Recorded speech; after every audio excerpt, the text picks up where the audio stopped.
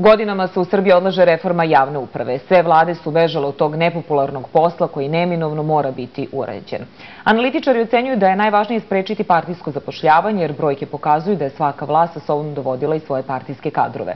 Da li je 2016. godina ta u kojoj će se neke stvari najzad promeniti? Da li ima političke volje da se ovaj bolan proces dovede do kraja? To su samo neke od tema o kojima ovog jutra razgovaramo sa Kori Udovički, potpredsjednicom Vlade Srbije i ministarkom državne uprave i lokalne samouprave. Dobro jutro i hvala što govorite za Novi dan. Hvala. Da krenemo od dugo očekivanog zakona o sistemu plata. Kada će biti usvojen i zapravo koje probleme treba taj zakon da reši? Pa ja moram da počnem od toga da naglasim da je to zakon o sistemu plata. Znači on postavlja principe i neku vrstu plana kako će se plate urediti, ali on direktno, neposredno još uvek neće promeniti ništa u onome što tih 500.000 zaposlenih na koji se taj zakon odnosi dobijaju, da kažem, u svakog meseca. On prvo postavlja, i to je prvo i najvažnije što sad radimo, bez čega ne možemo da sredimo sistem, da tako kažem, vidljivost. Sređuje katalog poslova, da bude jasno, on negde propisuje za javne službe, tu je moglo da bude mnogo šarenila od bolnice do bolnice, od jedne institucije do druge. Za druge delove sistema gde već postoje ustanovljena zvanja, sve ih, da tako kažem, popisuje i napravi, da tako kažem, red. Smanjuje se to šarenilo, a onda ćemo moći da vidimo, aha, za svaki taj posao, odnosno radno mesto i zvanje, u kom se rade isti poslovi, da li se zarađuje drugačije u drugačijim institucijama. To je prvi i to je veliki posao u koji smo već uložili mnogo truda, jer pravljenje tog kataloga nije bilo jednostavno. I na tome smo sarađivali sa sindikatima. Pored toga, on onda, da tako kažem, najavljuje da principe sa kojima će se menjati posebni zakoni, gde se ili donositi novi. Naprimjer, mi nemamo sad zakon o platama u javnim službama. I to će biti prvi na kojem ćemo raditi. I šta će biti najvažnije? Ovaj zakon sad kaže svi će imati te takozvane platne grupe i platne razrede. Mi ćemo znati za svakog zaposlenog u kojoj od 12 kategorija zaposlenih u smislu poslova, od 12 kategorija radnih mesta ili zvanja ta osoba spada. A onda opet kako da napreduje vezano za to koliko dobro radi. Dobro. Zbog čega taj zakon nije do sada već usvojen? Podsjećaju vas da prosvetnim radnicima je obećano da će 1. januara 2016. godine biti usvojen zakon, što je bio jedan od uslova da oni prekinu, recimo, štrajk. Pa to je, pazite, kada se o tome govorilo, reč je bila nekako, da tako kažemo, očekivanje da će ovaj zakon odmah i da popravlja odnose zarada. Umesto toga, prosvetari su dobili povećanje zarada koje se u tom trenutku uopšte nije očekivalo. Znači, nije bilo obećavano. Vrlo je za mene jedno neprijatno i ružno iznenađenje da oni sada, kad su dobili povećanje zarada, najveće od svih zaposlenih u javnom sektoru, izvlače odjednom taj potpis koji je napravljen u vreme kada se smatralo da ćemo moći jednim zakonom odjednom da popravimo odnose između svih zarada. U međuvremenu smo shvatili 500.000 ljudi, svako od njih misli da je nepravda baš kod njega. Nema načina da vi na, kako da kažem, na stvarno fair način uredite to odjedno. Dobro, kako će se meriti taj učinak zaposlenih u javnom sektoru na koji će se određivati, recimo, maksimalna plata? Kako će se definisati kriterijum?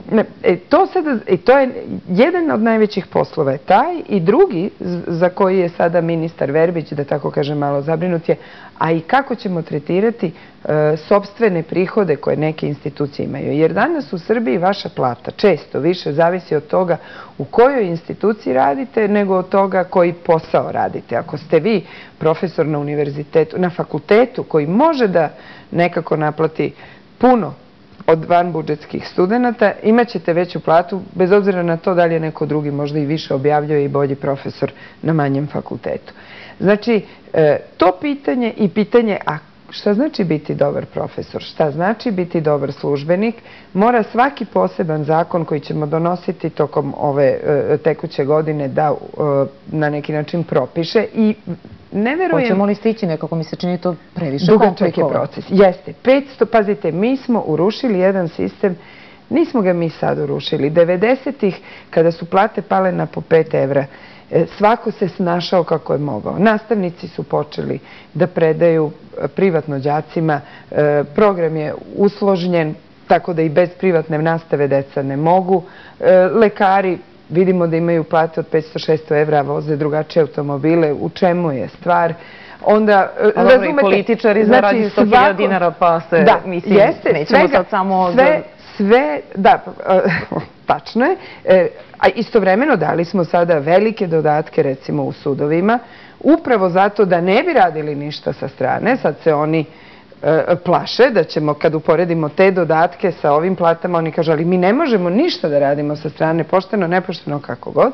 Jer ne smemo da govorimo da poredimo šta ko radi nelegalno. Ono što je nelegalno mora da se ukloni. Međutim, mi imamo sada sistemskih razlika šta je kome dozvoljeno i koje prilike imaju. To mora da se uređe. Tako da, ali to ovaj zakon ne uređe. Ovaj zakon će da sameri i da učini vrlo vidljivim i uporedivim svako radno mesto, poslovi koji se na njemu rade i koja je zarada i da pojednostavljuje tu zaradu. Hajde da se sada bavimo možda i onim što je urađeno do sada. 31. jula prošle godine, tada je usvojen zakon o određivanju maksimalnog broja zaposlenih u javnim preduzećima i vaše ministarstvo 3. decembra je reklo da 14.512 ljudi treba da ostane bez posla.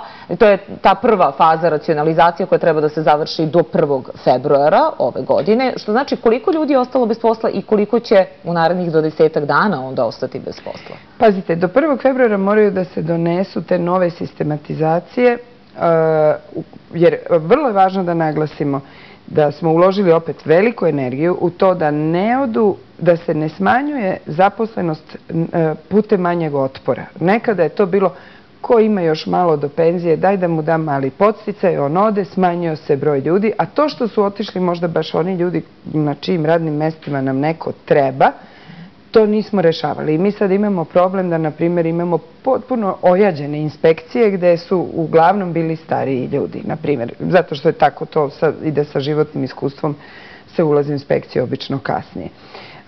Dakle, sada smo od tog jula do decembra radili na tome da svaki resor predvidi po standardima, znači koliko bi trebalo različiti delovi njihovih sistema, korisnici javnih sredstava, da imaju zaposlenih s obzirom na posao koji rade. Još mi nemamo te standarde savršeno, više se to radilo poređenjem. Čekajte, li imamo podatak koliko ljudi je ostalo bez posla? Da, mi smo do septembra znali da je već 4.000 ljude otišlo, jer mi kad kažemo 14.500, tu govorimo o celoj godini, o smanjenju u odnosu na decembar 2014. U ovom trenutku nemamo još sad najnovije podatke. Iskreno ulažemo više energije da popravimo registar da bi sad kako krene smanjivanje mogli to bolje da pratimo. Ali samo da kažem, znači do 1. februara se rade sistematizacije, znači ne sme da se otpušta čovek. Mora da se smanjuje broj radnih mesta. To nije isto. Ne sme da bude ko se meni sviđa ili ne sviđa, nego kako ja organizujem posao drugačije. Sa čim, bez čega mogu da živim. Jer inače... Pa dobro, to je samo drugačije rečeno. Mislim, ljudi će ostati bez posla. Na kraju, da, to je činjenica, ali nije isto da li vi razmišljate o tome, o Žiki i Peri, ili ste seli. I prvo, to i pred zakonom nije isto, ali nije isto i u smislu vi razmišljate o organizaciji posla i radnim mestima koje zauvek ne treba ponovo da se otvore. Dobro, na kraju će ili Žika ili Pera ostati bez posla. To je tačno. To je tačno. Očekujemo da će veći deo njih ipak biti ljudi koji su blizu penzije, kojima se isplati da uzmu otpremnine. Ali pretpostavljam da vas očekujete drugi deo posla gdje ljudi koji ne trebaju da idu do penzije ostaće bez posla. Hoće, desit će se, oni će dobiti otpremnine i kada se ukida radno mesto na kojem ima više izvršilaca, tu je apsolutno prednost, su socijalni kriterijumi ko ostaje, a ko ide. Dobro, kada uzmemo sad 1. februar 2016. kada poredimo sa 1. februarom prošle godine, za koliko broj ljudi će se smanjiti u javnim upravama? Ne mogu o februaru da govorim, ali decembar na decembar morat će da bude tih 14.500. Znači, i to uključuje i javna preduzeća u lokalnim samoupravama. Znači, šire je malo od javne uprave. Da, pored ovog broja, koliko još ljudi do kraja kraja 2016. godine će ostati bez posla. Spominjala se neka brojka od 20.000 ljudi, vi ste rekli da je to veliko. Jeste, pazite, to je veliko, apsolutno, ukoliko govorimo o ostajanju bez posla. Tako da kažem, mi treba da smanjimo zarade, fond zarada u toku 2016. za još 3%. Dobar deo toga će se postići i ovim smanjenjem, znači, koje se sada radi. Ono što je važno, ovih 20.000 su jedna vrsta indikatora, zadatka koji imamo pred sobom o tome kako mora da se reorganizuje posao. Jer problem u Srbiji je što kad vi jednom zaposlite, šta god da država treba da radi, i najbolji primjer u tom smislu je, na primjer, zdravstvo. Mi pružamo zdravstvene usluge. Pružaju ih zaposleni u državi. Umjesto da država pobrine da organizuje zdravstvo, a da tu može da bude i mnogo veći broj ljudi koji radi privatno, a koje će, na primjer, osiguranje, naš RFZO, da plaća za usluge koje su pružili građanima. Kad biste vi tu mogućnost sad pružili lekarima, kad biste još možda i dogovorili sa bankama da se da i neki kredit da oni počnu, vi biste odmah dobili smanjenje broja zaposlenih u javnoj upravi, a bez otpuštanja. Znači, nije nužno, niti bi bilo dobro. Sprema se. Mi sad, moje se ministarstvo bavi time da koordinira, ja ne mogu da govorim u ime mojih kolega, zato sam pažljiva sa primjerima. Međutim, radimo sa Svetskom bankom koja im sada radi analize. Očekujemo da će negde do sredine kraja marta, recimo, da počnemo da imamo odgovore, a planovi tek prvi negde do sredine godine, jer ovo su ogromni poslovi. Ogromni poslovi, ali nekako mi se čini, da li, evo ovako da vas pitam, da li je to PR strategija da se nikada ne kaže tačan broj koliko će ljudi napustiti javnu upravu? Ne. Ja sam, moram da kažem, vrlo je neprijatno i teško govoriti i kad znate brojku, međutim, nije to cilj više. To je suština. Suština je sada da napravimo efikasniju javnu upravu. I ako ikako možemo to da postignemo, da ljudi ne ostaju bez posla, a možemo. Pazite, svaka stvar na koju sam ja naišla, koja treba da se uradi da bi se racionalizovala uprava, zapravo treba da se uradi da bi se popravile usluge. Zašto onda mi ne fokusiramo se na to popravljanje, ali zato što to zahteva drugačiji način rada? Mislite da će biti kvalitet, s obzirom da kada je reč o, kada ste spomenuli usluge javne uprave, nije na zadovoljavajućem nivou, da li možemo da očekujemo ako se smanji broj ljudi u javnoj upravi da će onda usluga biti na zadovoljavajućem nivou? To je ono što je ironično, što je činjenica da može. Nama je problem što mi već desetinama godina zapošljavamo i dajemo zadatke u upravi prema onome ko je već tu. Ne razmišljamo o tome, a šta to nama treba? Vi te iste ljude treba da reorganizujete. Neke od njih nećete moći da reorganizujete. Ne služe ni jednoj prioritetnoj svrsi. Ali dok mi ne počnemo da razgovaramo o tome šta nam stvarno treba od države, pa odatle da krenemo na to kako to da se radi, koliko nam ljudi treba da to rade, mi ćemo stalno biti nezadovoljni i imati višak zaposlenih. Iako zapravo naš broj zaposlenih nije tako preterano velik. Ali opet ne znamo koliki je ni taj višak. Precizan broj ljudi koji će ostati bez posla nije definisan i u memorandumu s MMF-om.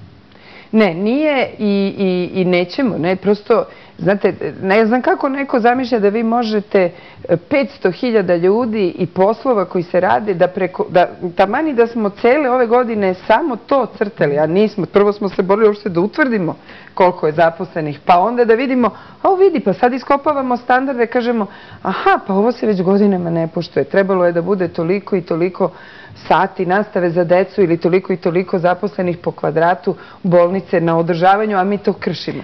Mislim, prosto uzima vremena i nije moguće. Prilikom rasprave zakona o određivanju maksimalnog broja zaposlenih, opozicija je negde zamerila da, kako ste rekli, izbegavate rešavanje problema u javnim preduzećima, u republičkim zapravo preduzećima. Da li je to sektor koji se ne dira? Prvo, apsolutno, to je potpuno druga priča. I činjenica da mi tako lako, ja sam čak i od nekih vrlo stručnih institucija dobila prigovor što naš zakon o sistemu plata ne pokriva javna preduzeća. Ja nisam očima mogla da verujem. Pa javna preduzeća su korporacije. Njihove plate, njihov način organizacije moraju da idu po potpuno drugim principima i potpadaju pod njihove resore. To je Ministarstvo privrede zajedno sa resornim ministarstvom, recimo za saobraćaj, Ministarstvo saobraćaja. Prosto je drugačiji posao. Sad, radi se. Ja ne razumijem kako nam neko, pa to su ključne zadaci isto preuzeti u programu sa Međunarodnim monetarnim fondom. I reorganizacija železnice, i reorganizacija EPS-a. Ja se izvinjavam, nažalost pamtim EPS i probleme u njihovoj organizaciji iz 2002. i 2003. kad sam bila u jednoj drugoj vladi. Koliko smo se borili da neke stvari reorganizujemo, kad sam se vratila u ovu vladu, sve se bilo vratilo na staro. Sada se ide u drugom pravcu. Mi smo pokušali samo da neke stvari decentralizujemo, sada radimo na centralizaciji da bi se odgovornost u EPS-u pojasnila, jer u EPS-u kao i u celom našem sistemu, moram to samo da naglasim, jedan od velikih problema, kao i u odnosu sa lokalom, između lokala i Republike. Ne zna se ko je za šta tačno odgovoran. Svi se svakome u posao na neki način meše. To se sad razjašnja. Imam još par pitanja za vas, ali nema mnogo vremena. Očekujete možda i sabotažu lokalne samouprave o smanjenju broja zaposlenih? Sabotažu ne, ali moram da priznam da smo već primetili da oni koji nisu imali najveće viškove se prvi organizuju i prvi rešavaju i odgovaraju na zadatke. Znači, neki su hronično odgovorniji, a neki su hronično manje odgovorni. I morat ćemo, zadatak da se pojača i pojasni odgovornost lokalnih samouprava u toku naredne godine nam je najvažniji zadatak. Da, sad spekuliše se da možda će biti vanrednih parlamentarnih izbora. Nekako niko ne voli baš da otpušta ljude kada je izborna godina. Tačno, neće biti lako, ali mora. Bez obzira, znači, ako bude vanrednih parlamentarnih izbora, pazite, vanredni parlamentarni izbori, mnogo je veći problem ovi koji će sasvim sigurno da se dese, to su lokalni izbori. Znači, u svakom slučaju, smanjivanje broja zaposlenih pred lokalne izbore nije popularno, ali iznenadili biste i koliko nije nepopularno kao što se misli, jer građani znaju i da su mnoga javna preduzeća, pre svega na lokalnom nivou, prosto bezobzirno zapošljavale i troše sredstva koje nemaju. Imam. Dobro. Da li vam je premijer zamerio za dodelu paketića zaposlenima kao što su mediji pisali? Pa nismo imali razgovor o tome kao što se... I meni je u stvari žao što ja nisam tu temu na vreme pokrenula, jer moj je stav apsolutno bio da državni službenici jedini nisu dobili povećanje zarada.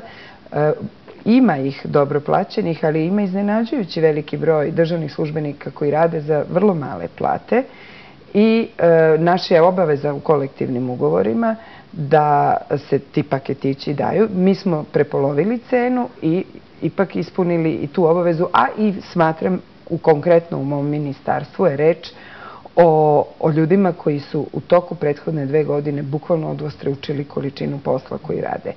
Ta predstava da birokrate ništa ne rade, ima istine u njoj, ali ima i puno nepravde ponekada. Da, i evo za kraj u intervju Nedeljniku rekli ste da ste levičarka i patriota, ali da su te reči kompromitovane. Šta je za vas patriotizam i ko je i kako kompromitovao patriotizam? Pa za mene je patriotizam jedna vrsta odgovornosti prema svom bližnjem, a najbliži su vam naravno vaši sunarodnici. A on se kompromituje onog trenutka kada počne da se tumači kao neprijateljstvo prema drugima. Ja zaista poštujem i patriotizam drugih prema njihovoj naciji, ali ja pripadam ovoj i ovde želim da radim taj neki jak osjećaj odgovornosti prema njima. Hvala mnogo što ste govorili za Novi dan. Hvala vama.